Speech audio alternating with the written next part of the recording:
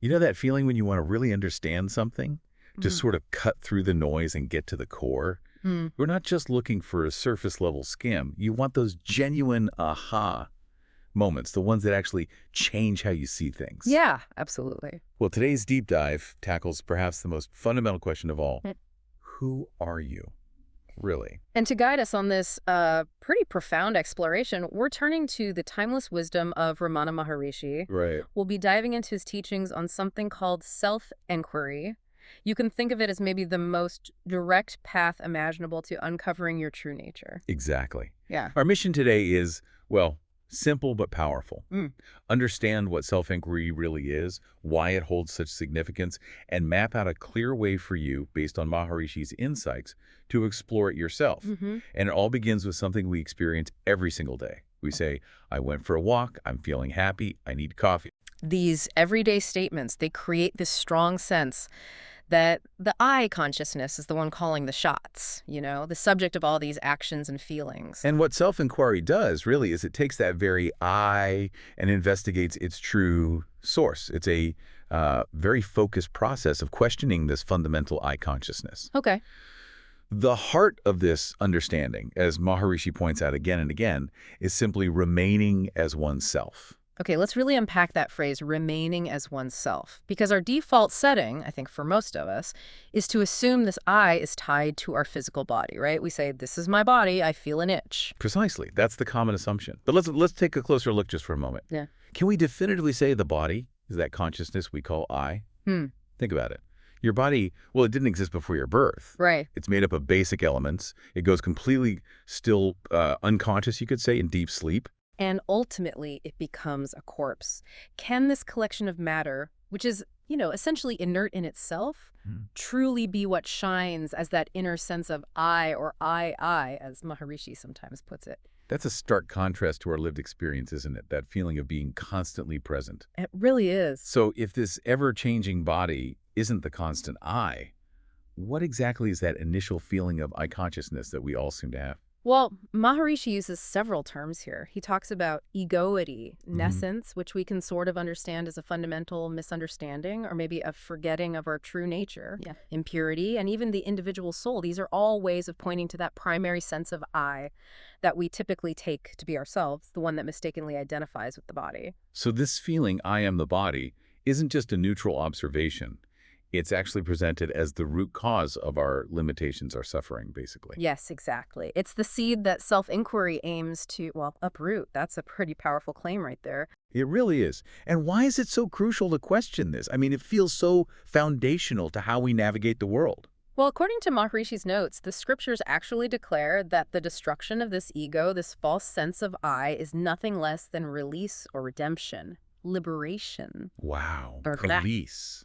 Redemption. Think about that for a moment. If our deepest sense of self is wrapped up in this temporary body and this feeling of ego, well, can we ever truly find lasting peace or genuine understanding without deeply questioning its validity? That raises a really fundamental question then. Can we just keep going, living our lives without ever inquiring into this most basic I? That's a core question he poses. So how do we actually do this self-inquiry? What's the core practice? The method, as Maharishi outlines it, is surprisingly direct. It's not complex, just requires focus. Yeah. You're asked to bring your attention inward, really inward, and imagine your body as if it were, well, a corpse, completely still, silent, inert. Okay, like detaching from the physical sensations. Exactly. And then, without even mentally forming the word I, you keenly, intensely inquire, now what is it that rises as I? That sounds incredibly focused, like a laser beam of attention pointed right inward. It is. And the potential outcome, Maharishi suggests, is not necessarily an intellectual answer, but a wordless illumination of the form I that shines in the heart. The heart. You mean not the physical organ? No, not the physical heart. He's referring to the very core of our being, pure consciousness itself. which he describes as unlimited and one, a state where, all the usual scattered thoughts have just vanished. So it's about experiencing a state of awareness that's like beyond our everyday thinking mind. Exactly, pure awareness. And if you remain quiet and steadfast in this experience, really hold on to that inner focus without letting go, the ingrained feeling of I am the body gradually starts to dissolve. It is fade. It weakens, yes, and eventually even the I form itself, that initial sense of ego that started this whole inquiry, is quenched. It just subsides. This, Maharishi clearly states, is the path to liberation, to release, as proclaimed by sages in scriptures. Okay. So we've gone from what self-inquiry is this intense inward questioning to why it's important. Basically, to dismantle the ego and experience our true nature. Now, a natural question comes up, doesn't it? What happens when our minds, which are usually pretty busy, start throwing up all sorts of thoughts during this practice? Ah, yes. The million-dollar question, isn't it? Totally. Our minds are rarely still. How do we deal with that constant stream of thoughts when we're trying to focus on this who am I inquiry? That's a crucial point. And the technique isn't about trying to forcefully suppress all thoughts. That often feels like, fighting yourself. Right. That never works. No. Instead, when other thoughts inevitably arise, and they will, the instruction is clear, don't get carried away by them. Don't follow their thread. Okay. Instead, immediately inquire, to whom did this thought arise? To whom? So that immediately redirects the attention back to the I. Precisely. No matter how many different thoughts pop up, worries about work, plans for dinner, memories, whatever, each time, you diligently, persistently ask, to whom has this particular thought arisen? And the answer is always going to be to me. Yeah. It's immediate. And from that point, you circle right back with the core inquiry, who am I? This consistent redirection is like training a restless puppy to return to its leash. It gently but firmly guides the mind back to its source. It's like tracing each thought back to its point of origin, which is always that feeling of I. Exactly. Maharishi uses the terms inwardness, which is retaining the mind and the heart, that core awareness, Right. and externalization, which is letting the mind wander off, following the trail of thoughts. Okay. By consistently practicing this inward focus through the inquiry, the ego, that fundamental I, which is the root of all these other thoughts, begins to weaken. It starts to subside. And as the ego diminishes. The self, which is always present, always shining underneath, begins to reveal itself more and more clearly. This also connects to the idea of acting without egoity. When that I sense is weakened, you start to recognize that actions are simply happening, not driven by a separate I that needs to claim ownership or control. Everything just appears as the nature of Siva, as he puts it, as divine play. This sounds quite different from many common meditation techniques. What's the key distinction between this direct self-inquiry and, say, meditating on a specific mantra or a particular idea like, I am Brahman? Yeah, Maharishi draws a very clear line there. He states that self-inquiry is fundamentally about retaining the mind steadfastly in the self, in that core awareness, Okay. whereas many other forms of meditation involve actively thinking about something, like repeating I am Brahman, or the mantra Soham, meaning that I am. Right. Those are affirmations or concepts. Exactly. Yeah. He emphasizes that true self-knowledge, understanding who you really are at your core, that's the absolute priority. You need to establish that fundamental truth before concerning yourself too much with the nature of the world, or, even God or a higher power. So the principle is know thyself first, and everything else will naturally fall into place. Or be understood correctly. That's the very essence of it. He even suggests that practices like Soham are essentially still mental thoughts, a form of affirmation. Self-inquiry, on the other hand, is presented as a much more direct, and he implies, superior method. One direct. Because when you genuinely commit to this quest for the self and really delve deeper into the inquiry, the real self, your true nature, essentially begins to take over the process. Your individual effort becomes less and less significant. Okay. And those intellectual doubts, the need for constant discussion, they naturally start to fade away as the direct experience grows. Okay, that makes sense. But what about those really intense thoughts? The disturbing ones or persistent thoughts that can feel overwhelming sometimes? The ones that seem to stick and are hard to shake off?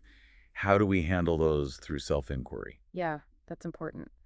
Maharishi explains that all the various thoughts that might plague us, no matter how different they seem, arise from that single root, the ego, that underlying I feeling. The same root again? The very same root. He uses a very insightful analogy here. Just like different grammatical cases in a sentence like possessive or objective, all depend on the nominative case, the subject. Right. All the diverse thoughts that appear in our minds have the egoity, that fundamental feeling of I am the body, as their underlying foundation. So if you can address and dismantle that root I, then all the other related thoughts, even the sticky ones, will naturally lose their power. Precisely. By systematically destroying the root of this illusory tree of bondage, the ego, all the other branches, which are our various thoughts and anxieties, will eventually wither and perish. They lose their support. So what's the practical advice then when those thoughts do come up? His direct advice is don't engage with them. Don't get caught up in their story or their emotional charge.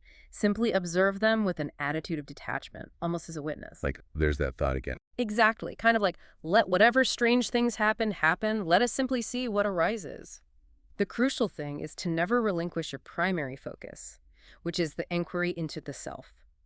That unwavering attention, he says, is the most effective means for destroying the mind itself, which he defines, remember, as the mistaken identification of the body as the self. It sounds like a constant practice of gentle but firm redirection of your attention, a continuous vigilance. It is a discipline, definitely, a consistent returning to the source. And Maharishi emphasizes that this single method, which so powerfully tackles the ego at its root, can actually be understood as encompassing devotion, meditation, yoga, and true knowledge, all rolled into one powerful practice. Wow. He reminds us that the divine itself shines as I within the heart. And many scriptures state that thought itself is a form of limitation or bondage. Right. Therefore, the most effective and liberating practice is simply to remain quiet and still within, having resolved the mind, that primary I thought, in its source, in him, in the self. This makes a lot of sense for when we're consciously setting aside time for practice, like sitting quietly. But what about when we're in the middle of our busy daily lives? Juggling work, family, all sorts of responsibilities. How can self-inquiry be applied then?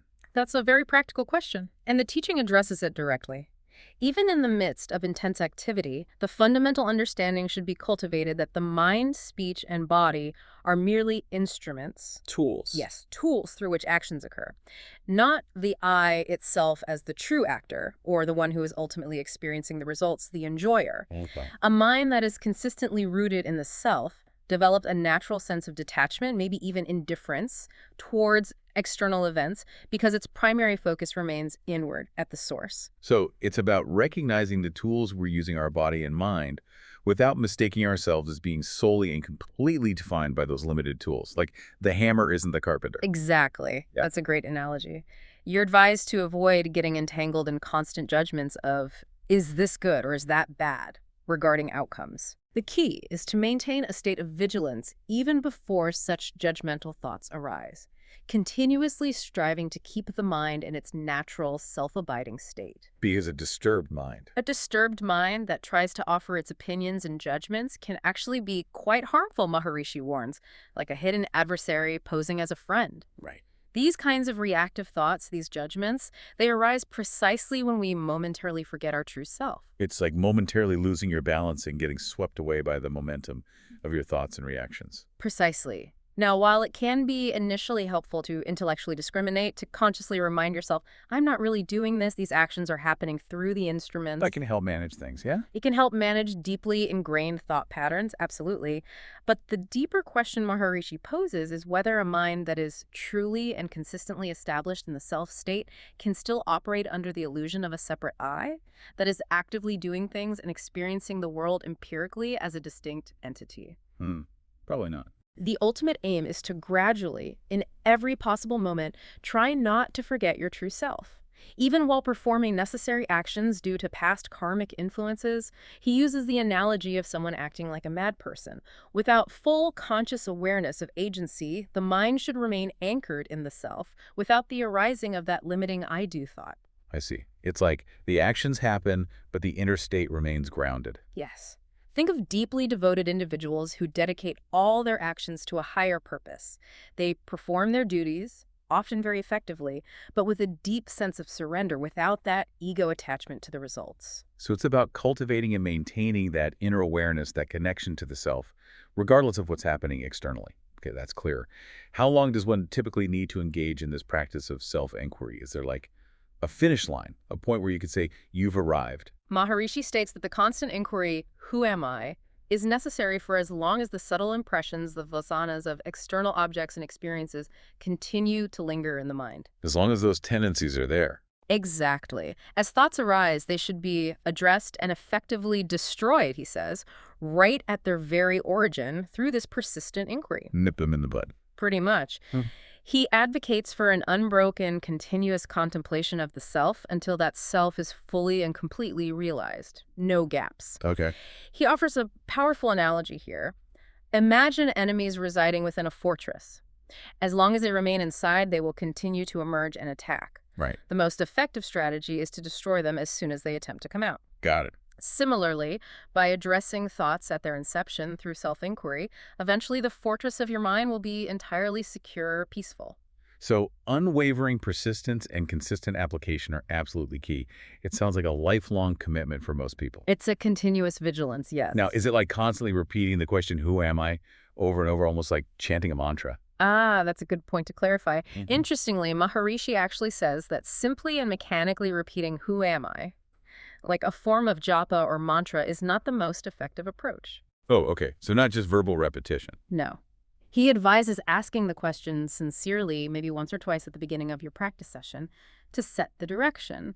And then the real work is to deeply focus your concentration on the very source of the ego, which he identifies as the heart center, that core awareness, Right. while actively striving to prevent the arising of any other worldly or distracting thoughts. It's more about the sustained attention than the repetition of the words. So less about a verbal repetition and more about a sustained, focused inward attention, a feeling almost. Exactly, a deep, sustained focus. Now, earlier you mentioned the ego self. Mm-hmm. How does that relate to what you call the real self? Are they completely different? Maharishi describes the ego self as a kind of intermediary, something that arises, he says, between the realm of pure spirit, which is the true self, and the realm of matter, our physical body. Like a bridge.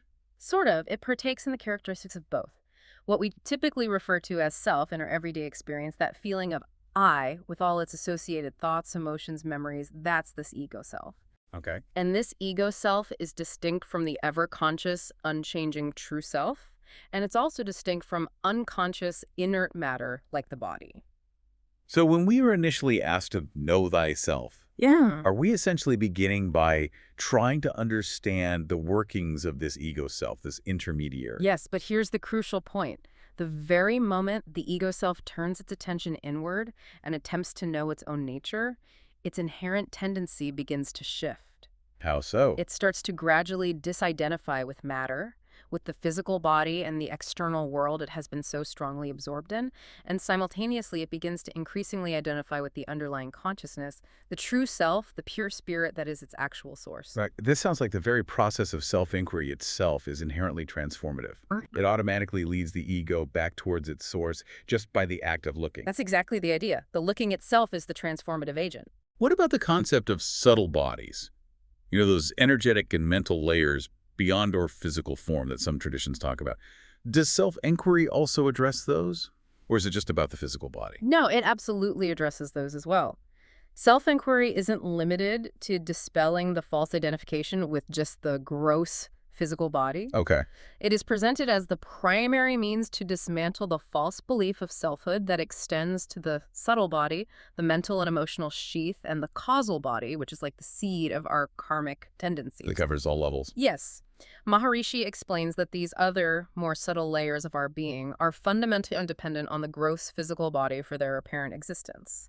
The ingrained false belief, I am the body, essentially encompasses all three of these bodies and the 5 sheaths or layers, koshas described in Vedanta. Ah, I see. Therefore, by diligently and persistently destroying the root false belief in the gross body as being the true self, you are simultaneously and inherently dismantling the false belief in the other subtler bodies as well. It's like pulling the main power cord, isn't it? Everything else connected to it loses its energy. That's a perfect way to put it. Address the root, and the branches wither. Now, we've talked extensively about the I and the self. Yeah. In this context, what exactly is the mind, according to Maharishi? He defines the mind as a truly wondrous power, an amazing faculty that resides within the self.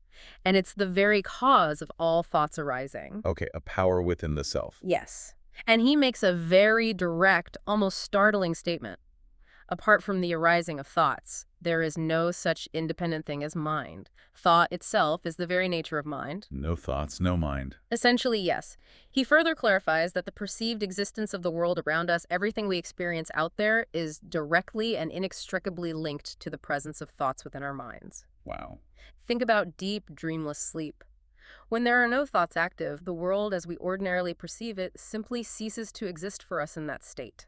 That's true. He uses a beautiful and vivid analogy. Think of a spider emitting the thread of its web from within itself and then withdrawing it back into itself. Okay. In the same way, the mind projects the illusion of the world out from the self and then potentially resolves it back into the self. So gaining control over the mind then really just boils down to managing and ultimately transcending our thoughts. Precisely. That's the core task. And the most direct and effective tool for achieving this control, as we've been discussing all along, is the consistent and focused inquiry. Who am I? Right. This single potent thought, when diligently and persistently applied, will effectively destroy all other limiting thoughts. And ultimately, Yes. just like the stick that is used to stir a funeral pyre is itself consumed by the flames in the end, this very thought of who am I, the inquiry itself, will eventually subside, leaving only the direct and clear awareness of the self. Pure being. It's a radical yet elegant idea, using one point of thought to eliminate all other thoughts, including itself, leading to a state beyond thought altogether. It is. Very radical. What about the quality of the mind? Maharishi often talks about the purity of the mind being necessary. What does that truly mean in this context? He explains that the fundamental original nature of the mind is sattva guna. That's a state of pure knowledge, clarity, harmony, lightness. He likens it to undefiled, clear ether. Okay, so inherently pure. Inherently pure and clear. The mind, as we typically experience it, with all its turbulence, distraction, and confusion, is actually described as a state of erroneous knowledge. It's based on mistaking one thing for another primarily, mistaking the body or thoughts for the true self. This originally pure sattva mind, due to nescience or fundamental ignorance, forgets its true nature. It gets entangled, drawn out into the world under the influence of negative tendencies, restlessness, rajas, and dullness, tamas. It identifies with the physical body, perceives the impermanent world as absolutely real. And that leads to? That misperception leads inevitably to the arising of attachment, aversion, desire, fear, and the whole endless cycle of merit and demerit, actions and consequences, birth and death. So these impurities, these mistaken identifications, they essentially cloud the mind's originally pure and clear nature, like mud clouding clear water. Exactly. That's a good analogy. However, and this is the hopeful part, a mind that has been progressively purified. How? Through things like detached action performed in previous lives, perhaps, or in this life, by consistently listening to the guidance of a true guru or wise teacher, by engaging in deep reflection on these teachings, and by diligently meditating on the true self, that mind gradually begins to regain its natural self-abiding form. It returns to its sattvic state. Yes, this purification process makes the mind increasingly subtle, refined, and unmoving. And this quality is absolutely essential in order to directly experience the reality, the self, which is itself extremely subtle and absolutely unchanging. Right, you need the right instrument. Exactly. Maharishi uses analogies here too. Trying to stitch fine silk cloth with a heavy, clumsy crowbar just won't work. Or trying to see delicate, subtle details in a dimly lit room with a flickering lamp you won't see clearly. Similarly, only a pure, subtle, and unmoving mind can truly grasp and directly experience the subtle and unchanging self. Makes sense. In such a purified mind, the inherent bliss, the ananda of the self, naturally becomes manifest. It's always there, but it gets uncovered. This leads to the clear and direct experience of the self as being one with Brahman, the ultimate reality. And you need the mind, even a purified one, for that experience. Yes, because all experience, even the experience of self-bliss, requires some form of mind as the instrument of experience. So only a purified mind with an extremely subtle mode of functioning can truly register and experience the profound bliss of the self. Okay. Finally, then, a question that I suspect is on the minds of many listeners. What is the ultimate aim or benefit of all this rigorous self-inquiry? What about the deep human longing for lasting happiness, for freedom from suffering? Yes, that fundamental human longing for lasting bliss, a state entirely free from misery, is universal, isn't it? Absolutely. Maharishi directly addresses this. He often references the Vedic statement that wherever there is an identification with a body, there will inevitably be misery and suffering. So body identification equals suffering. That's the equation presented. And he points out this isn't just some theoretical concept from ancient texts, it's also our direct everyday experience, if we look honestly. True enough. Ups and downs constantly. Exactly. Therefore, the most direct and effective means to attain that longed-for state of eternal bliss beyond the ups and downs is to diligently inquire into the very nature of your true self, who you really are beneath the surface identifications, and, having understood it, or rather realized it, to consistently abide as that self, remain as you are. So the path to true and lasting happiness isn't ultimately about constantly striving for external achievements or trying to endlessly manipulate our external circumstance. Which often just leads to more entanglement. Right. But rather, it's about a fundamental shift in our inner understanding, our identification, and a consistent abiding in our true, unchanging self. That's the core message. This has been an incredibly insightful deep dive into Ramana Maharishi's profound teachings on self-inquiry. Really fascinating. We've explored its core principles, its profound significance, and some very practical guidance on how to embark on this inner exploration. And as you, the listener, continue to reflect on these powerful ideas, perhaps consider asking yourself this. If the I that you typically identify with your body, your thoughts, your roles, your emotions, if that's not the ultimate truth of who you are, then what is that persistent awareness, that underlying presence that seems to witness all of your experiences? Or maybe another question to ponder. How might the consistent practice of self-inquiry, even just starting gently, begin to subtly but profoundly shift your perception of your daily thoughts, your actions, and your very sense of self? Yeah, how might it change things from the inside out? Truly powerful questions to contemplate. This journey of self-discovery is, of course, a deeply personal and ongoing one. We sincerely hope this deep dive has provided you with a valuable framework and some illuminating insights for your own continued exploration.